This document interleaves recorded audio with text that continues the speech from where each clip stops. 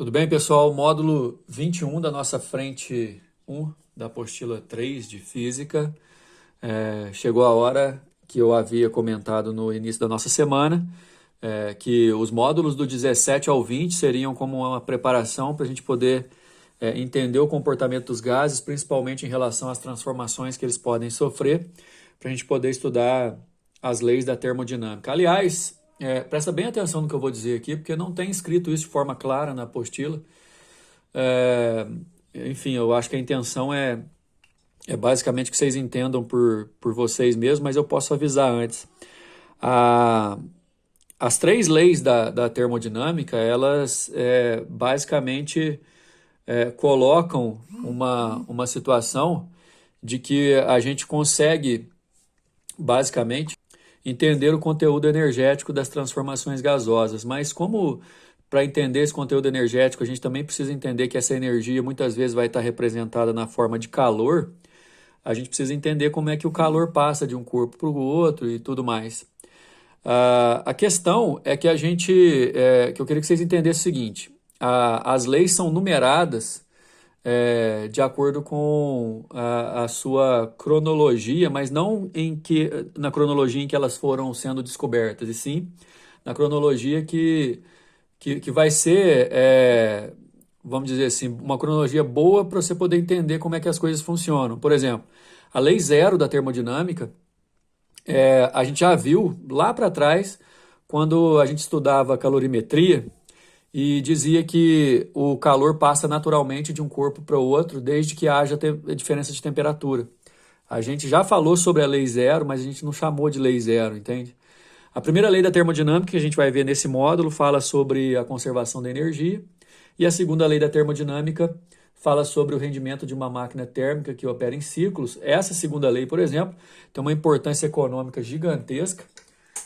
Tem muito a ver com a Revolução Industrial, né, que é a formação ou a descoberta de novas maneiras de produzir, usando a força da expansão do vapor para poder dar vida, entre aspas, às máquinas. Então, assim, a gente tem lei 0, lei 1 e lei 2 da termodinâmica. A lei 0 fala da passagem de calor natural pela diferença de temperatura. A primeira lei fala da conservação da energia e a segunda lei fala do rendimento da máquina. Máquina térmica, por exemplo, que igual vocês estão vendo aí na imagem, desde o começo do vídeo, essa é uma máquina, a primeira, vamos dizer assim, máquina térmica que pode pegar a energia da expansão de um gás e transformar em movimento. A Eulípila, que foi uma máquina inventada por Heron de Alexandria, e olha só, 120 anos antes de Cristo, ou seja, faz aí quase 2.150 anos que essa máquina aí foi inventada. Basicamente, você tinha vapor da água, água que era fervida aqui, né? Quer dizer, se você ver o título desse módulo, você vai ver assim, energia térmica transformando em energia mecânica. Basicamente isso, olha só. Energia térmica do calor que o fogo pode fornecer, transformada em energia mecânica de movimento. A Eulípila, ela faz exatamente isso. A energia do fogo pode aquecer a água, formar vapor, esse vapor expande. Na saída aqui, ó, que são duas saídas, uma para cada lado do vapor, o vapor pode sair pressurizado e ele funciona como propulsores, fazendo essa maquininha aqui, ó, girar, ok? Então, a transformação de energia térmica em energia mecânica pela expansão do gás. A água é aquecida, vaporiza-se por pressão suficiente para produzir o binário de forças para a rotação da esfera. Binário de força vai ter uma força de propulsão aqui, né? E uma outra força de propulsão aqui, ambas em sentido para poder fazer girar a Eulípila. Então, assim, cumprindo o principal objetivo do nosso módulo, é entender que energia térmica fornecida a um gás pode ser transformada em energia mecânica, energia de movimento. Daí, pessoal, a termodinâmica vai falar basicamente disso no nosso nível aqui do ensino médio. Termodinâmica é a ciência que estuda a relação entre calor e trabalho trocados por um sistema com o meio externo, bem como relação entre essas trocas e as propriedades do sistema. Ou seja, nós vamos estudar na termodinâmica o que o calor pode resultar num sistema em relação ao trabalho que ele pode produzir. trabalho, que foi uma grandeza que a gente aprendeu no ano passado. Trabalho de uma força é aquilo, ou aquela quantidade de energia que a força pode transferir para um corpo quando atua sobre esse corpo. Aliás, existe trabalho de várias forças. Por exemplo, o trabalho do atrito é um trabalho negativo. O trabalho da força-peso é um trabalho conservativo. Enfim, esse trabalho envolve força, aplicação de força e deslocamento dos corpos. Então, olha só o que a gente vai estudar aqui na termodinâmica. Um gás recebe calor, aplica a força em algum corpo e empurra esse corpo realizando trabalho sobre ele. Só que, como eu falei nas outras aulas, a gente não consegue estudar o gás como estuda um corpo qualquer, né? Porque as distâncias que compreendem as partículas são muito maiores que as próprias partículas. Então, a gente tem que criar situações para poder observar esse sistema de forma externa. Ou seja, esse trabalho, esse calor, tudo mais, a gente não vai falar de força, a gente não vai falar de distância, porque para gás isso é complicado. A gente vai falar de pressão, a gente vai falar de volume, a gente vai falar de temperatura, que são as grandezas próprias do gás que a gente viu aí nos módulos anteriores. Para isso, a gente também tem que criar uma ideia de sistema isolado para poder facilitar e simplificar as nossas considerações. O sistema isolado é aquele que não troca energia e nem matéria com o meio externo, ou seja, os sistemas que nós vamos estudar são sistemas que vão ter a energia só dentro dele e o gás não vai escapar, não vai entrar mais gás no sistema. E para isso, assim, às vezes você tem forças externas que podem realizar trabalhos externos, e aí o trabalho externo para nós vai ser aquele trabalho que é trocado com o meio externo em relação ao sistema gasoso. Agora, vamos entender que trabalho é energia, certo? No nosso estudo, sempre a gente vai falar de trabalho de um sistema e a energia envolvida em todo o processo. Energia essa que no Sistema Internacional de Medidas é medido em joule. E aí esse trabalho, ele sempre vai estar ligado à variação de volume, tá? Trabalho de um gás só existe se houver variação de volume. Inclusive, se o volume aumenta ou diminui, vai ser decisivo para a gente entender se esse trabalho é positivo ou negativo. Agora, no nosso módulo, um dos principais objetivos é ser capaz de calcular o trabalho numa transformação gasosa. Em resumo, pessoal, o trabalho de uma transformação gasosa vai ser calculado pela área do gráfico da pressão versus volume. A pressão tem que estar na unidade oficial do Newton por metro quadrado e o volume tem que estar em metro cúbico, certo? Portanto, às vezes a gente vai ter que partir para transformações de unidade de medida, mas não é a primeira vez que em física a gente usa a área de gráfico para calcular alguma coisa, né? Essa propriedade é importantíssima. Então, essa área que está aí representada, não se preocupem porque áreas estranhas, entre aspas, igual a essa que está aí no desenho, vocês não vão precisar calcular. Normalmente serão triângulos, trapézios, retângulos. Tranquilamente vocês vão conseguir calcular o valor dessa área. Aliás, tem uma outra maneira de calcular o trabalho, que é quando a pressão é constante. Se você multiplicar a pressão vezes a variação do volume, quando a pressão é constante, você consegue calcular o trabalho em joule também. Porém, pessoal, seja a pressão constante ou variável, se o gráfico é pressão versus volume, você calcula o trabalho, o módulo do trabalho pela área. Então, no caso que vocês estão vendo aí na apostila de vocês, o trabalho é numericamente igual à área de 1 até 2, estado 1 até estado 2. A setinha mostra, pessoal, que o estado inicial é 1 e o estado final é 2. Então, está acontecendo aqui uma expansão de V1 para V2, o volume aumenta. Se de repente você calculasse de 2 para 1, se a setinha fosse inversa, seria um trabalho de contração, aí o volume estaria diminuindo. Isso interfere na nossa interpretação. A área do diagrama, que é o diagrama de Clapeyron, que é pressão versus volume, de qualquer transformação sofrida por um gás, mede o trabalho que o sistema troca com o meio nessa transformação. A área, pessoal, vai te dar o valor do trabalho.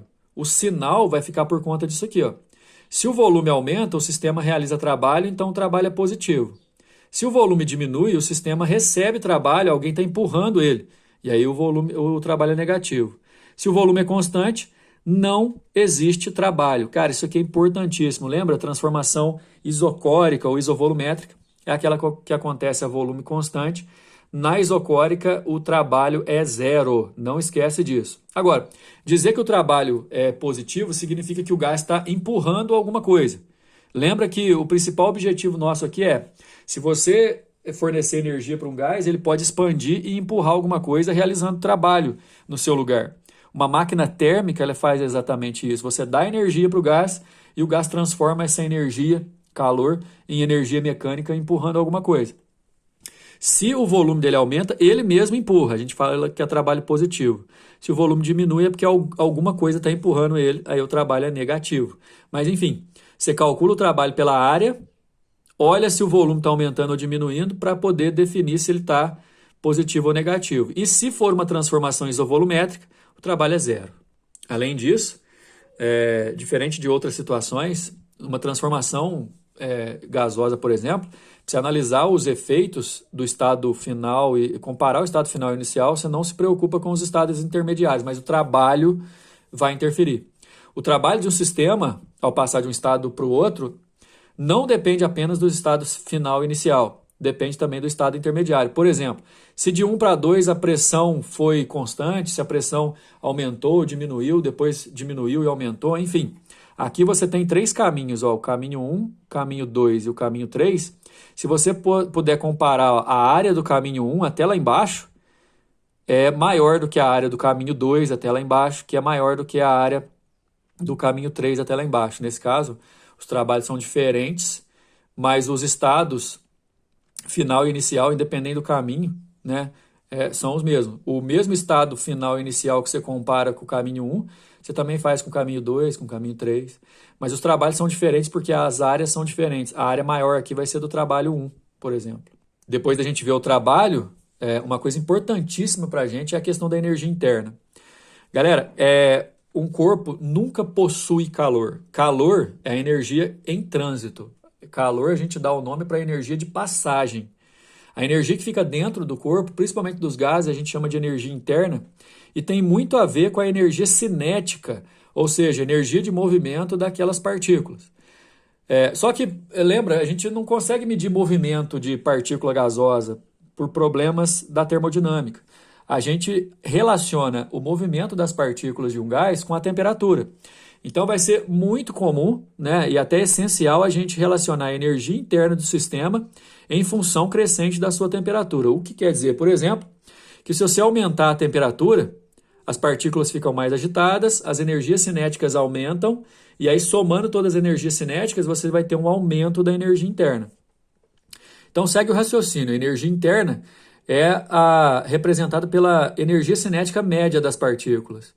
E isso é representado como uma função crescente da temperatura. Não esquece, se o sistema é aquecido, a energia interna aumenta. Se o sistema é resfriado, a energia interna diminui. E é muito importante eu dizer isso agora para vocês, porque a gente vai estudar muito mais o que a energia interna varia do que a própria energia interna em si.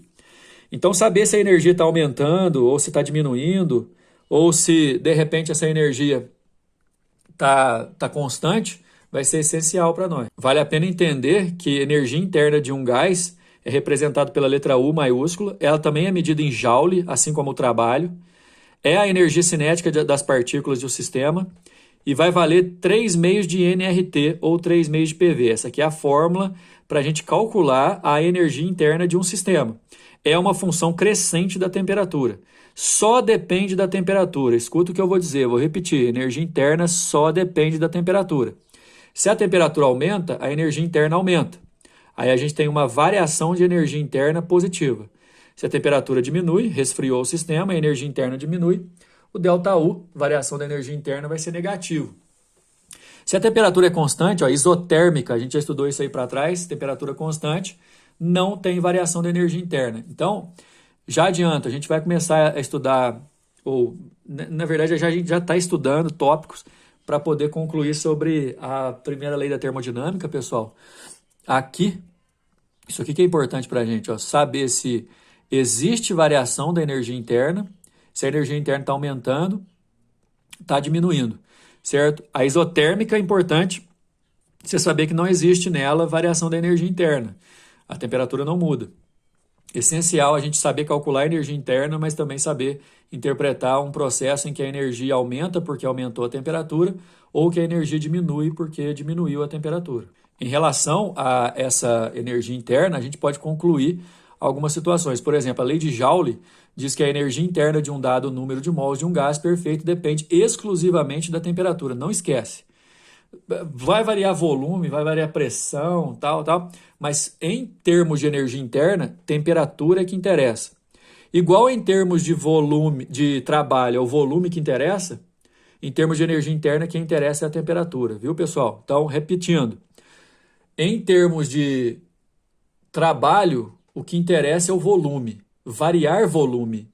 Em termos de variação de energia interna, o que interessa é a temperatura, variar a temperatura. A energia interna de um dado número de mol de um gás perfeito é diretamente proporcional à sua temperatura.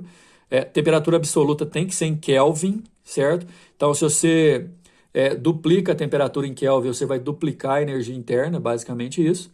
E a temperatura de um dado número de mols de um gás perfeito é função exclusiva da energia cinética média das partículas.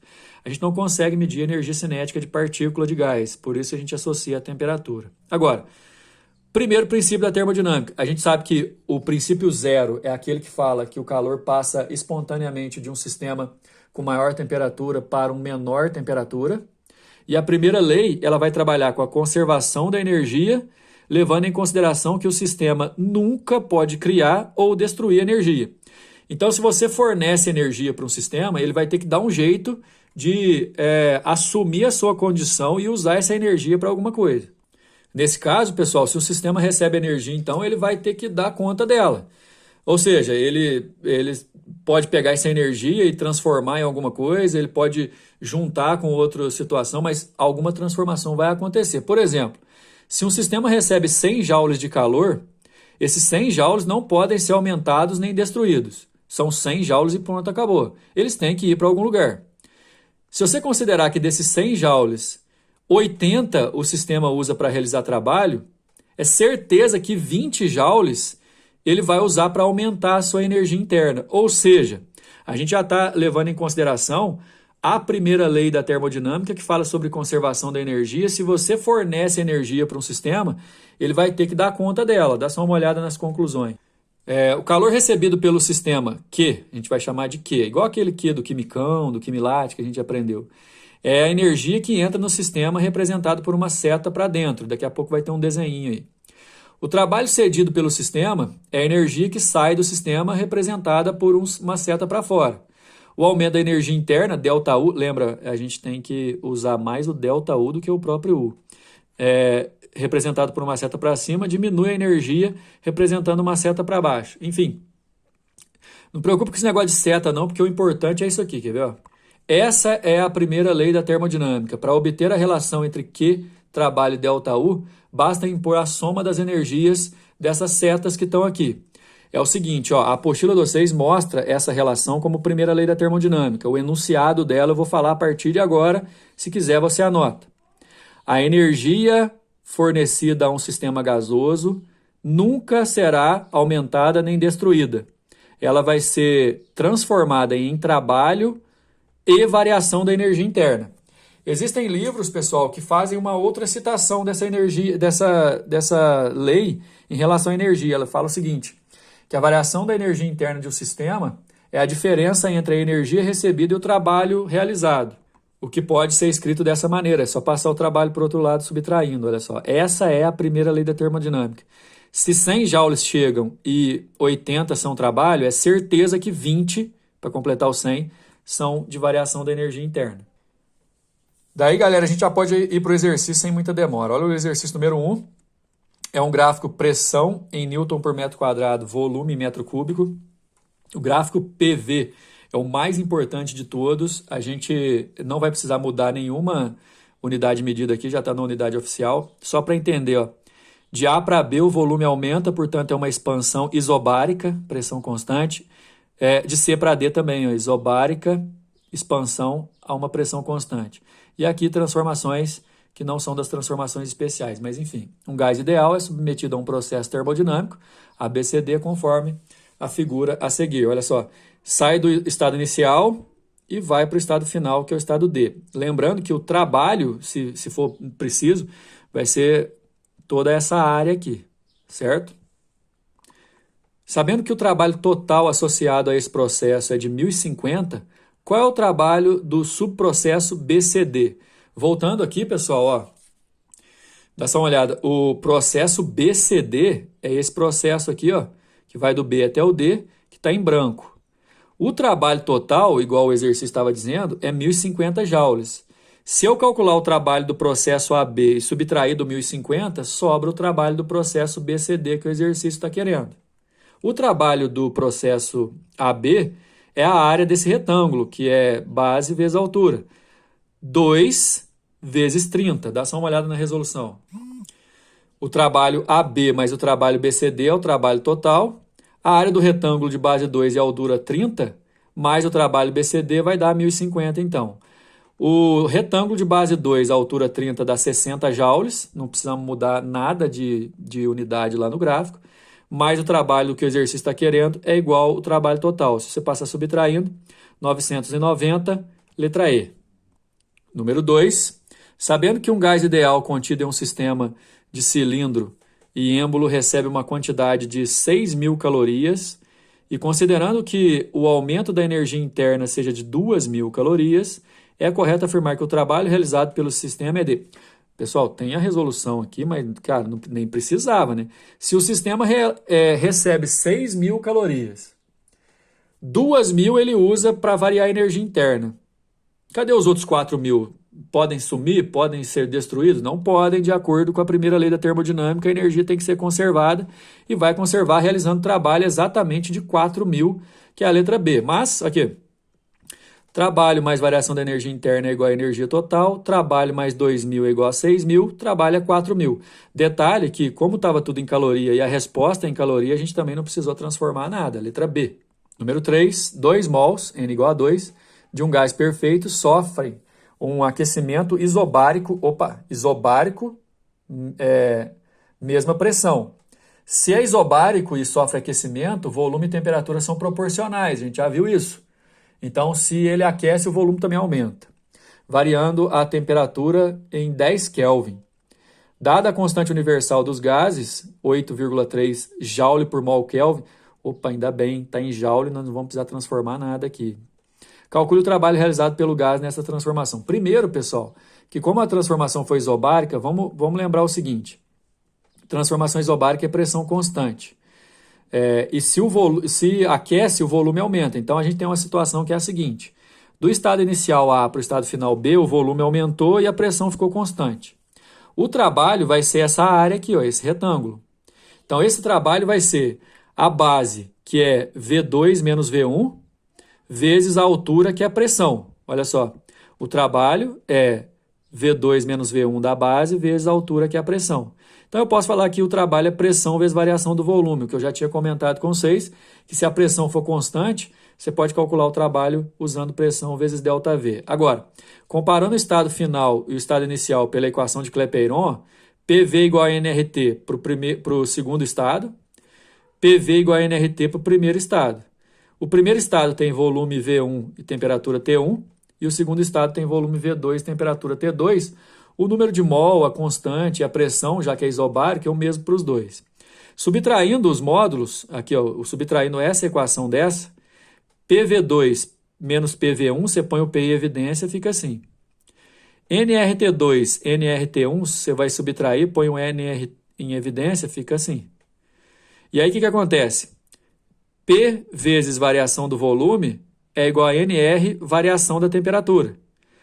O trabalho, no caso, a gente já sabe desde o começo pelo gráfico que é exatamente o P vezes ΔV. Então, eu posso falar que o trabalho é NR ΔT.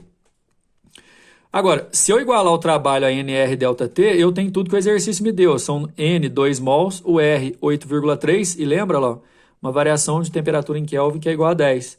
Multiplicando, dá 166 joules, é a resposta do número 3. Finalizando com o número 4, uma dada massa de gás perfeito sofre a transformação AB indicada no gráfico abaixo. Olha só, transformação AB é uma expansão, o volume de A para B aumenta, ó, de 1 para 5, aumenta o quíntuplo, né? e a pressão diminui, né? Foi uma descompressão, uma expansão. A temperatura também não foi constante não, mas a gente talvez não precise. O detalhe desse gráfico, pessoal, é que é um gráfico pressão versus volume. Já está em Newton por metro quadrado aqui na pressão, mas aqui está em litro. E litro, pessoal, é a milésima parte do metro cúbico, então eu tenho que transformar para deixar em metro cúbico, porque para calcular o trabalho pela área tem que estar em metro cúbico. Então eu tenho que usar esse 10 a menos 3 aqui, ok? Sabe-se que durante a transformação o gás recebeu 22 joules de calor. Esse 22 joule é a informação sobre o Q, lá da fórmula Q igual a trabalho mais ΔU. Podemos afirmar que a variação da energia interna foi de... Para calcular o ΔU a partir desse Q valendo 22, eu preciso do trabalho. E aí, galera, a gente consegue calcular o trabalho pela área do gráfico que vai ser formado. Agora, um dado importante, eu não sei se vocês perceberam, mas a transformação é AB e o trabalho é calculado em relação ao eixo horizontal inteiro. Então, vai ser essa figura aqui inteira, ó. É da curva ou da reta que representa a transformação até o eixo dos volumes. Essa área que eu estou achurando aí, ó, tá dando para ver? É o nosso trabalho. É um trapézio de base maior 6, base menor 2 e altura 4. Só que a base maior e a base menor, elas têm que ser multiplicadas por 10 ao cubo, enquanto a altura tem que ser multiplicada por 10 a menos 3. Olha aqui, ó. Base maior mais base menor vezes a altura sobre 2. Área do trapézio. Base maior, 6 vezes 10 ao cubo, que está aqui. Base menor, 2 vezes 10 ao cubo, que está aqui, né, somando. Vezes a altura, que é 4, ó, do 1 ao 5, só que vezes 10 a menos 3. Aqui, pessoal, vai ficar 8 vezes 10 ao cubo, vezes 4 vezes 10 a menos 3. O 10 ao cubo com 10 a menos 3 você vai acabar eliminando. Quer dizer, a pessoa que não prestou atenção, que tinha que usar isso e que tinha que transformar isso, ela vai dar sorte e acertar se ela usar só os valores. 6 mais 2 dá 8 vezes 4, 32 por 2, 16. Ou seja, daqueles 22 joules de energia que o gás recebeu, de acordo com o enunciado, 16 foram trabalho. Agora pensa comigo, se 16 dos 22 usou como trabalho, cadê os outros 6 joules? Não podem ser destruídos, né? Ele tem que ser transformado em variação de energia interna, Q igual a trabalho mais ΔU. O que é 22, o trabalho a gente calculou que é 16, passa subtraindo ΔU, vale 6 joules, letra D. Assim a gente finaliza esse módulo. Até o próximo.